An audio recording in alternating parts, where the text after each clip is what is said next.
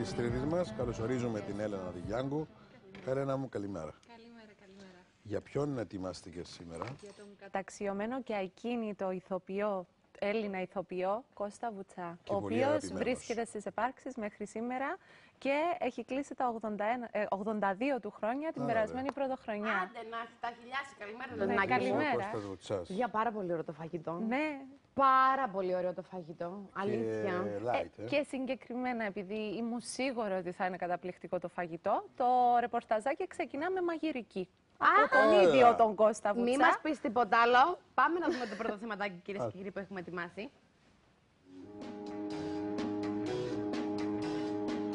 Κόβω το κρεμμύδι, ρίχνω δυο αυγά με λατό. Λίγο σκόρδο, λίγο ξύδι και έτοιμα τα 3 πιατό.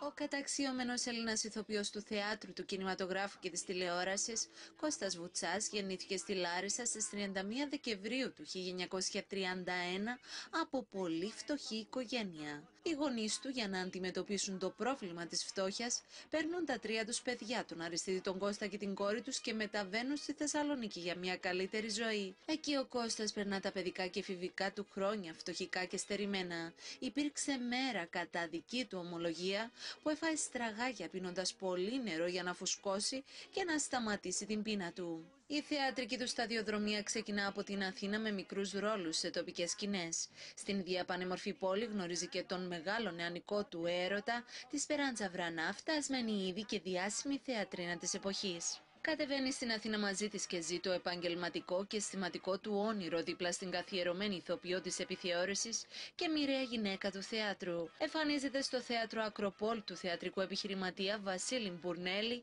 όπου πρωταγωνιστεί η Σπεράντζα και παίρνει μέρος σε ταινίες της εποχής με διάφορα μικρά ρολάκια. Το 1961 με 62 ο σκηνοθέτης Γιάννης Δαλιανίδης τον επιλέγει για την ταινία του «Ο Κατήφορος», που καθιέρωσε πολλά μεγάλα ονόματα του ελληνικού κινηματογράφου και συνεχίζει το 1962 με την ταινία «Νομός 4000». Η καριέρα του άρχιζε σιγά σιγά να αναρριχάται και η αποδοχή του κοινού για τον νεαρό ταλαντούχο ηθοποιό είναι αναμφισβήτητη. Και ενώ η καριέρα του σκαρφαλώνει προς τα ύψη, ο δεσμός του με τη Σπεράντζα Βρανά βλέπει την κατιούσα, όπου χωρίζουν πολύ σύντομα, πολιτισμένα και με αγάπη. Τι απίστευτος που είναι αυτός ο άνθρωπος. Είναι αγαπητός πολύ, σε πολλούς αγαπητός ρόλους. και αγαπησιάρης όμως. Αυτό θα έλεγα. Δηλαδή δεν σταματά να ερωτεύεται ποτέ. Αυτό το λέει ακόμα. Δεν σταματά. 3 γάμους, 3 κόρες, έναν αετεροθαλή γιο. Είναι μοναδικός. Είναι μοναδικός και φυσικά. Θετό γιος, ναι, θετός γιος. Και φυσικά, αν και πήρε διαζύγιο και στους 3 του γάμους έμεινε με πολύ φιλικές σχέσεις με τις πρώην συζύγους του. Όμως το σίγουρο είναι ότι από το θέατρο δεν θα πάρει διαζύγιο ποτέ. Και ότι είναι γι' αυτό που τον κρατά τόσο νέο. Από τις σχέσεις δεν θα πάρει διαζύγιο ποτέ, παιδιά, γιατί τον βλέπουμε κατά καιρούς με πολύ έτσι ωραίες κυρίες στο πλευρό του. Ναι. Με τη Μάρθα Καραγιάννη να πούμε ότι δεν υπήρξαν ποτέ ζευγάρι, αν και ήταν τηλεοπτικό ζευγάρι. Ήταν εραστές όμως, νομίζω. Όχι, δεν υπήρξαν ποτέ. Σύμφωνα με πρόσφατες συνεντεύξεις του, δεν υπήρξαν ποτέ. Την έχω γραμμένη τη συνέντευξη. Και λέει επίσης συγκεκριμένα ότι οι θεατροί είναι πολύ κουτσομπόλιδες, άρα εις περίπτωση που υπήρχε κάτι τέτοιο, θα το μάθαιναν όλοι από την πρώτη στιγμή και δεν θα περιμέναν. Ότι στο θέατρο δεν μένει τίποτε κρυφό, είναι πολύ κουτσομπόλιδες συγκεκριμένα. Στη δικιά μας τη δουλειά και ακούγονται και πάρα πολλά πράγματα που δεν αληθεύουν. Ακριβώς. Μα οτιδήποτε. Είναι η προβολή. Είναι η προβολή, ο κόσμος είναι περίεργος, θέλει να μαθαίνει. Για κάποια άτομα επειδή τα αγαπά πολύ, για κάποια ακριβώς το αντίθετο, ίσως και λόγω ζύγιας. Ναι, σίγουρα. Νομίζω αυτό είναι. Ξέρεις τι μου μένει από το Βουτσά, εμένα το φσπόι. Και θα το ακούσεις στο επόμενο ρεπορτάζ. Και το γνωστό του το. Αυτά τα κατήχη του. Όντως, είναι και σε πολλές ταινίες μιμόταν επίσης τη γυναίκα. Μπράβο, ναι, όντως. Είναι στην, δεν ξέρω να το βάλουμε στην ίδια κατηγορία, παρόλο που είναι πιο μεγάλος ηλικιακά, από τον Στάθη Ψάλτη, από τον Σωτήρη Μουστάκα, είναι νομίζω πιο μεγάλος ηλικιακά. Που έπαιξαν της εποχής του Μουστάκα είναι. Ναι, είναι του Μουστάκα που έπαιξαν μαζί και πολλές θεατρικές παραστάσεις. Εγώ νομίζω ότι ο Βουτσάς, συγγνώμη κιόλας, είναι δική του κατηγορία. Είναι δική του δικό Μα του. και οι δύο τους είναι δικές Ο τους. καθένας έχει τη δικιά του. Ναι. Αλλά ο Βουτσάς είναι αυτό. Ας πούμε και οι τρεις μας εδώ νιώθουμε μεγάλη αγάπη για αυτόν τον άνθρωπο. Είναι Και ας μην το- εξαξιλάτρευτος Ναι, άνθρωπος. Και Δηλαδή δεν το συναντήσαμε ποτέ. είναι ένας Εγώ τον άνθρωπος. συνάντησα Ναι, και τον αλήθεια. Μακαρίτη τον Το έκανες Μουστάκα και τον Βουτσά. εκπληκτικός άνθρωπος και με το χιούμορ εδώ δηλαδή συνεχώς. Είχα τη Και ξέρω ότι χαρά να βοήθησε και γνωρίσω πάρα και πολλούς τον νεαρούς ηθοποιούς. Μακαρίτη τον Σωτήρη τον Μουστάκα, πολύ αγαπημένος, και τον Κώστα τον Βουτσά. Είναι απλοί άνθρωποι, Πάρα πολύ. με διάχυτο χιούμορ και έχουν έτσι πάντοτε ένα αίσθημα έτσι πατρότητας, να σε συμβουλεύσουν, να Μόνο σου να πούν. κερδίσεις. Σοφίας, μέσα από τις Βοήθησε εμπειρίες πάρα του. πολλούς νεαρούς ηθοποιούς και συγκεκριμένα γνωρίζω και πολλούς Κύπριους νεαρούς ηθοποιούς οι οποίοι τους στάθηκε και βρήκαν. Πριν 15 περίπου χρόνια, 17 δεν θυμάμαι, λένε 15, ήμουν Αθήνα και πήγα να δω επιθεώρηση Σωτήρης Μουστάκας, Μακαρίτης και Κώστας Βουτσάς. Παιδιά, ακόμα θυμάμαι, έκλαιγα από το γέλιο. Να σου πω ποια ήταν. Εκπληκτικό. Ήταν το. Και τα περισσότερα αυτοσχεδίαζαν, ξέρεις, Μετά από θυμούμαι τόσα την χρόνια παράσταση. πάνω στο σανίδι και πάνω ναι. στις επιθεωρήσεις, δηλαδή δεν Να είναι. πούμε, Και επίσης ταλέντο, ότι, να πούμε επίσης ότι νιώθει Θεσσαλονικιός. Αν και γεννήθηκε στην Αθήνα, νιώθει Θεσσαλονικιός. Όμως τα τελευταία 30 και πλέον χρόνια της ζωής του ζει στο Κολονάκι.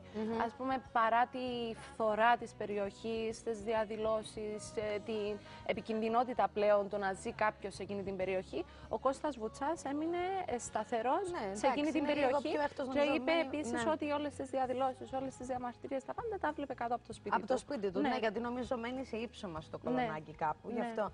Πάμε να παρακολουθήσουμε το δεύτερο παρακαλώ. κομμάτι. Πάμε. Coming, Jack.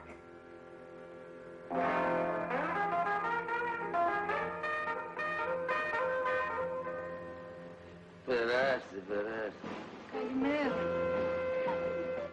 Το 1965 με 66 γνωρίζει τον δεύτερο μεγάλο έρωτα της ζωής του στο πρόσωπο της Ερίκας Μπογιέρ. Τη μαντρεύεται και αποκτά μαζί της την κόρη του Σάντρα. Ο γάμος μετά από λίγα χρόνια διαλύεται, αλλά η πολιτισμένη σχέση και αλληλοεκτίμηση του ζευγαριού υφίσταται μέχρι σήμερα. Τα χρόνια περνάνε και οι θεατρικές επιτυχίες διαδέχονται η μία την άλλη, όπως η απάνω και η κάτω, Μήνας του Μέλιτος, Αγάπη μου Παγιόγρια, Ο Αρχοντοχωριάτης και άλλα. Πολλές από τις θεατρικές του επιτυχίες μεταφέρονται και στον κινηματογράφο με πρωταγωνιστή τον ίδιο και γνωρίζουν την ίδια εισπρακτική και καλλιτεχνική επιτυχία. Παράλληλα με το θέατρο παίζει και σε τηλεοπτικές σειρές όπως «Ο Ονειροπαρμένος» στην κρατική τηλεόραση, καθώς και στα ιδιωτικά κανάλια με σειρές όπως «Τα Λεονταράκια» και άλλα. Η επαγγελματική του καριέρα κορυφώνεται, αλλά οι ερωτικές του ανησυχίες τον ταλαιπωρούν. Ερωτεύεται και παντρεύεται τη θυγατέρα του Παπασπύρου, από την οποία αποκτά 2 κόρες, όπου η μία, η Θεοδόρα Βουτσά, ακολουθεί τα βήματα του πατέρα της στον χώρο του θεάτρου και της τέχνης. Αλλά και αυτός ο γάμος δεν κρατάει για πολύ και έτσι ο Κώστας για άλλη μια φορά είναι ελεύθερος και έτοιμος για να ξαναερωτευτεί. Εμπρός! Εδώ πίτσα. Μου δίνετε σας παρακαλώ τη Μέρη. Ποια πίτσα? Μια φιλενάδα της. Φιλινάδα της μέρης. Α, και της Εύας. Εμένα με ξέρετε. Πώς ξέρω. Είσαι ο γροφός της Ολάκης με τα γυαλάκια. Δεν τρέχει τίποτα αγόρι, πλάκα κάνουμε. Άντε πήγαινε, πήγαινε. Πήγαινε, πλάκα.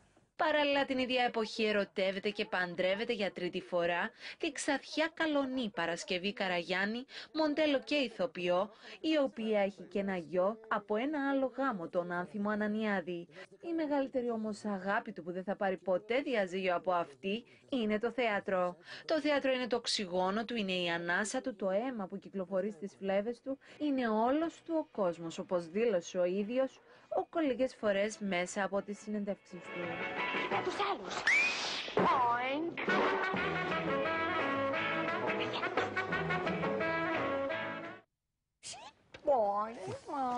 Αυτές τις ταινίες, ρε παιδιά, και 10 και 20 φορές να τις έχεις δει, άμα τις προβάλλει ένα κανάλι. Άμα τις πετύχεις, παιδί μου, κολλάς. Δεν υπάρχει περίπτωση. κολλάς, τις βλέπεις. Αλλάζει το πρόγραμμα της Κυριακής σου, Ακριβώς, νομίζω. και η διάθεση σου. Και πιο πραγματικά. συχνά να τις έβαζαν θα ήταν καλύτερα τα πράγματα. Πράγματι. Γιατί τώρα δυσκολευόμαστε να Πράγματι. τις βρούμε. Όχι μόνο, τις χρησιμοποιούν και λίγο σαν γέμισμα του τηλεοπτικού χρόνου, που πιστεύω ότι ο κόσμος το ζητά αυτό το πράγμα. Ναι, ας πούμε είναι σε ώρες που ίσως αργά το βράδυ που δεν μπορείς να τις δεις. Τι άλλο μπορούμε να πούμε για τον Κώστα Βουτσά? Να πούμε ότι του έτυχε μία φορά να παίξει ρόλο δίπλα από την Τζέιν Φόντα. Δεν γνώριζε καθόλου αγγλικά, βρέθηκε όμως στην Αγγλία και όταν πήγε για δοκιμαστικό άρχισε να χορεύει και να κάνει τον τρελό και να κάνει περίεργες κινήσεις. Και τον έβαλαν του έδωσαν το ρόλο του οδηγού σε μια σκηνή όπου πρωταγωνιστούσε η Τζέιν Φόντα. Και δεν το κατάλαβε ο ίδιος ότι προοριζόταν για πρωταγωνιστικό ρόλο. Και δεν γνώριζε και καθόλου αγγλικά. Και έχασε τον πρωταγωνιστικό ρόλο μέσα από τα χέρια του. Και μετά είχε συνειδητοποιήσει. Λόγω της πελάρας του δηλαδή. Ναι, βασικά. Λέει συγκεκριμένα ότι έχασα επειδή δεν ήξερα αγγλικά και άρχισα να κουνιέμαι και να κάνω διάφορα. Άρεσα του σκηνοθέτη και με επέλεξε, αλλά μετά κατάλαβε ότι είχε χάσει τον πρωταγωνιστικό ρόλο. Φίλος μου, αγαπώ. Ναι. Λόγω της πελάρας. Είναι μοναδικός. Αγαπώ. Είναι μοναδικός. Λοιπόν, πόσο χρονών είπαμε είναι τώρα? 82. 82 γεννήθηκε το 1931. Φανταστείτε πόσα πράγματα είδε αυτός ο άνθρωπος. Και την εξέλιξη του ελληνικού κινηματογράφου, του θεάτρου, των βιντεοτενίων τη δεκαετία του 80. Είναι μοναδικός. Είναι μοναδικός. Πιστεύω ότι ο Κώστας Βουτσάς έπρεπε να μην έπρεπε να είναι σε άλλη θέση και να κάνει άλλα πράγματα, εγώ πιστεύω. Και πάλι, επειδή είχαμε την ίδια κουβέντα για τον Στάθη Ψάλτη την προηγούμενη εβδομάδα, δεν ξέρω ρε παιδιά, έτσι όπως έχουν γίνει τα πράγματα στην τηλεόραση, καλύτερα να μένουν αυτοί οι άνθρωποι εκεί που είναι τώρα. Κατερίνα μου, τουλάχιστον να διδάσκει κάπου. Αν δεν θέμα επιλογή σε κάποιο ιδιωτικό, γιατί όχι, ας πούμε. Κατάλαβες, ας πούμε, σκέφτομαι πώς θα έχεις να μάθεις απλά με το να τον συναντήσεις. Σίγουρα, καλά, σίγουρα. Τον καλούν, μιλάει με νέους. Ναι, μιλάει. Ναι, αλλά είναι θεατρικές ομάδες, ερασιτεχνικά θεατρικές ομάδες. Δεν είναι σε κάποιο πανεπιστήμιο. Μάλιστα.